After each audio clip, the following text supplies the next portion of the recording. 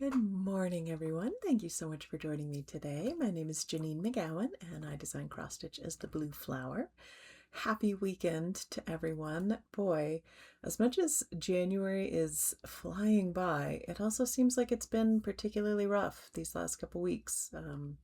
Just the world. It's been heavy, and that's on top of a tough year. So I have been particularly holding on to the little joys, things like chatting with you and stitching and planting the garden and things that just kind of keep the joy and the hope in life. I'll take every bit of it that I can get because I need it all. So I really appreciate getting to spend this time with you, and thank you so much for joining me.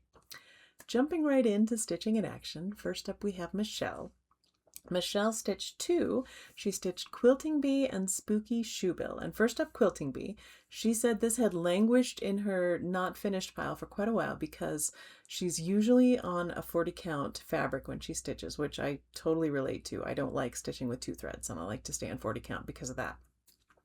So stitching on 32 count was kind of a drag for her. She did this on 32 count Vintage Country Mocha Lugana, but now that she's finished it, she really did love the texture of having the two threads and the effect that it gives, and I think she did a beautiful job. So well done persevering, Michelle, on that one. I think it came out beautifully. She also did a finish of Spooky Shoebill, and this one is on 40 count Mani di Donna frog gray fabric, and I have some pieces of her fabric. I haven't stitched on it yet, but I have it. I picked up quite a bit, I think, actually, when I was at Beautiful Sip and Stitchery last fall.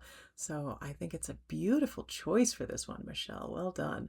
I think it came out great, and I look forward to trying some of this fabric for myself as well. Thank you for sharing those, Michelle. I really appreciate it.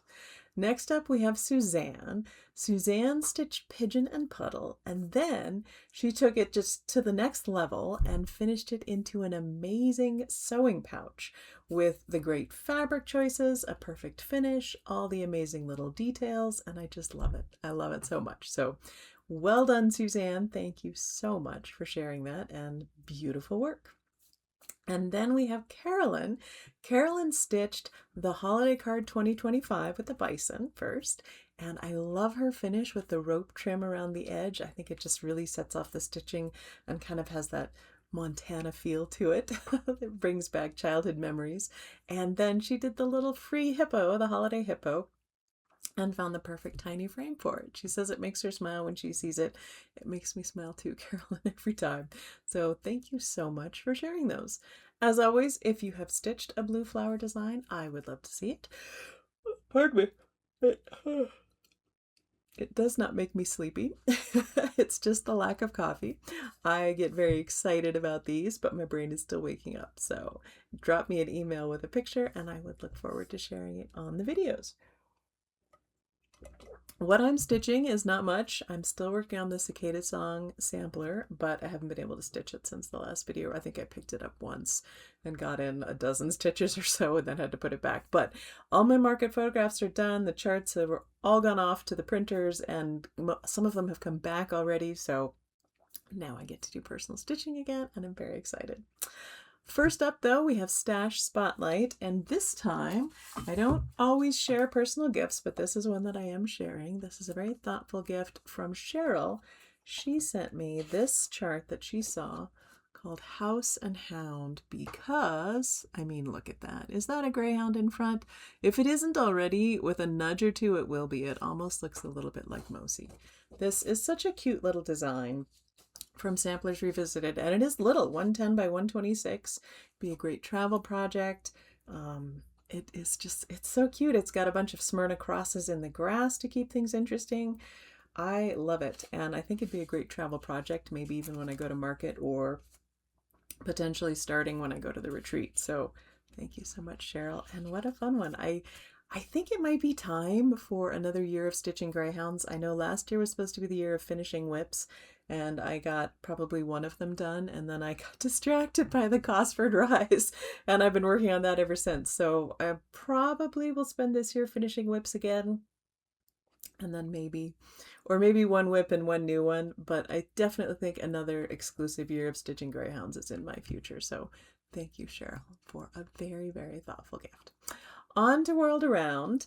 This week, or this video, I have chosen the butternut squash, and the reason is we get a farm box every week from some of our local farms, and one of the things that we get often in that box this time of year is a butternut squash. It's not something my mom didn't grow it when I was growing up. I never really learned how to cook it, so I've always just kind of roasted it and put it alongside of something. But I thought recently I should really make more of an effort with that. And so for the first time this past week, I actually roasted them, made puree, and started adding it to dough. We made some cinnamon rolls this week with this puree added to the dough, and I looked up some other recipes. I can keep some of that in the freezer to put in, and we've really enjoyed it. So I thought it was a great opportunity to learn some more. Butternut squash was developed in the 1930s and belongs to the same family as the gourds and the pumpkins. It was specifically designed to stack easily and take up less space, which I think is wild, but also kind of makes sense. It came from the Canadian crookneck squash, which was a more traditional winter squash, but you can see it would be a little bit unwieldy and hard to transport, whereas this butternut squash is almost all the lovely, delicious squash bits, and in a very, like a squash brick that you could easily stack up with very little wasted space. The name was given by one of the initial creators who said it was as smooth as butter and as sweet as a nut. It is quite well suited to roasting, so I haven't been going completely wrong, but it's also eaten in curries, chilies, stew, used anywhere you could essentially use a potato. You can use it to make pasta or bread or lots of kinds of doughs. If you have any fun recipes that you like, I would love to hear about them. You can use it to make pie, which I haven't done yet, but I have the puree, so now I can. And you can prepare the seeds as a snack just like you would pumpkin seeds, which my husband really likes, so I will probably try and do that as well. It contains lots of fiber and essential vitamins, particularly vitamins A and C, as well as beta-carotene, potassium, and magnesium. It is technically a fruit. Basically, it's a large berry, but we cook it mostly as a vegetable. Unlike a lot of vegetables, apparently it tastes best about 3 to 6 months after it is picked, so you leave it in a cool, dry place until then and let it kind of come to its full flavor. Interestingly, there is a musical group in London called the London Vegetable Orchestra. They create musical instruments from garden vegetables, and the butternut squash is featured as a trombone. So that's our world around the butternut squash. I had absolutely no idea, but I have a lot more appreciation for it now, and I am looking forward to eating it in a lot more interesting ways. Questions. Last video I asked, are you stitching winter? Do you like to mix it up? Do you like to stay on seasonal themes? And I heard from quite a few people that they like to really mix it up, which I think is quite fun. I've never been much of a seasonal stitcher, although I like to mix in seasonal stitching. But I know some people love to do it, so I think we all stitch what we like when we like to, and that's what makes us happy. And I'm not going to argue with that. Question this video, what is your favorite snow day food? I know a lot of you are in for a winter storm, particularly this weekend, and I wanted to see what your ideal snow day food is. Now, I quite like a snow day as long as the power stays on, which I understand for this weekend is definitely not a given, so that's a whole separate scenario. But if the power is on, I quite like bread and soup. I could live on bread and soup for a good long time. And something about a snow day, you want to make bread and you want to have the oven on and you want to have something simmering for a long time. So that's probably my go-to if I know I'm going to have a cozy day at home. That's what I like to make. On to best things this video. Seed catalogs. This time of year, the seed catalogs are coming in, the beautiful ones with the amazing pictures. And this is the magic time of year when I'm a marvelous gardener with unlimited space and budget, and I can just flip through those catalogs and make grandiose plans for my garden and imagine that they will all come true. So it's definitely a source of hope for me this time of year, and something I quite enjoy is those seed catalogs when they come in. On to giveaway. Last video, Miss Julia D. Brown's portfolio, this lovely needlework press reproduction you can see here, just the beautiful colors, the amazing butterfly and birds, such good stuff. The word to use was book, and the winner is Deborah Goethe 362. So Deborah, drop me an email with your mailing address and I will get that in the mail for you. Now, This time, as I have generally done, I'm showing you my new releases for market. There will be 6 new releases, so I'll pick 6 winners in the next video. You can choose any of my charts as your prize and use the word bird in your comments because I seem to have quite a few birds into these new releases, which segues very nicely into the announcements and the new releases. And I'll go through all of them and then I'll take a little break and show you just the pictures of all of them close up so you can have a better look. I'll also put videos on these on the website for a number of them to show you specifically how the variegated stitching was done.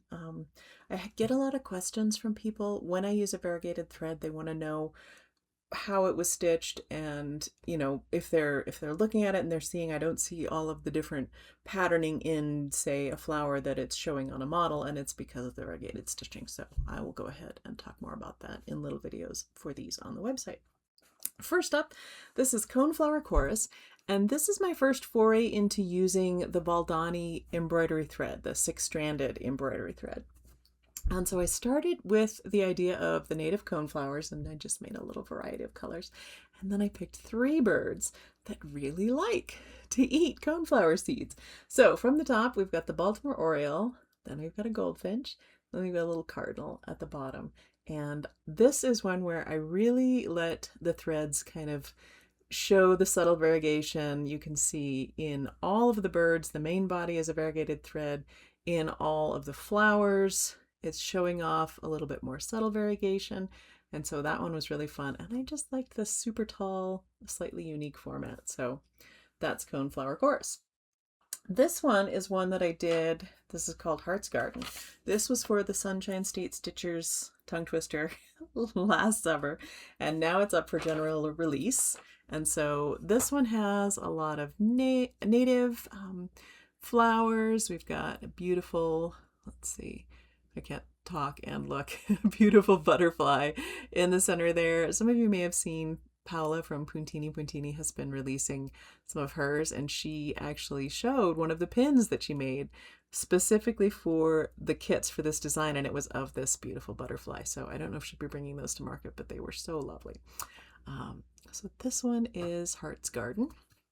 And for this one, we used a lot of the variegated cottage garden threads. So things like this, the purple and the blue, that's all one thread. Same thing over here, the light and dark blue, that's one thread. And again, I'll put videos on the website with a little bit more about that. Then we have Seasons of the Heart, because I love them. I love them so much. This one was for an Acorns and Threads Spring at the Beach event last year, and so now it's up for general release. And it's called Shore S'mores. We've got all sorts of Oregon coast animals, or animals that could theoretically be seen at the Oregon coast. And they're all roasting marshmallows, every single one. So again, I'll get a closer look later, but even a mermaid, well, I don't know if our mermaids native to the Oregon coast, but in my head they are. So that's Shore S'mores. Then I did a Trunk Town, and this is one that I did the first of for the beautiful retreat last fall. I did Trunk Town Autumn, and so I thought it would be really fun, pardon me, to do each of the seasons. So this time I'm doing spring. It's as though this is all the trunk of a tree, and it's just sort of plants coming up around it. Lots of little animals because it's spring. There are babies, so you know you've got a martin and the babies and the wood duck and the babies and little owlets and different birds and possum. And then Lois from Lady Dot has this new velveteen called Nutmeg that I used for the top and for the bottom of this drum. And yeah, so this is the Trunk Town Spring. Then I've got 2 new Tudor Menagerie ones. The first one is the Tudor Falcon. For this one, I went with kind of moody blue, purple colors in the background, and I really wanted this white, I don't know if it's pronounced with a hard G or a soft G, Gerfalcon or Gerfalcon, to stand out. So it's as though, you know, it's in this little niche of a window standing out, and all violet pansy colors around there. And then using exactly the same shape, but obviously completely different colors. Here's Tudor Fox. And this one was with bleeding hearts all around it. So I had so much fun with all of these. I'll go ahead and take a break. Let's sorry, right here so you can see the close-ups, and then I'll be right back with the last few announcements.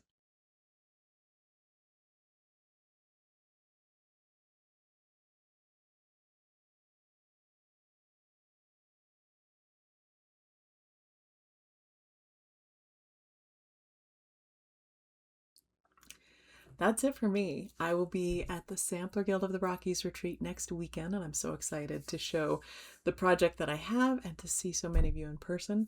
I have a very quick puppy video at the end. This was one of those times where I went to put the puppy video together and realized somehow we hadn't taken any pictures of them. So it's a short one. But yeah, it's been a real treat to spend some time with you today. I hope you have a lovely weekend. I hope your power stays on and you get to have a nice snow day at home without any problems, and that I get to see you again in a couple of weeks.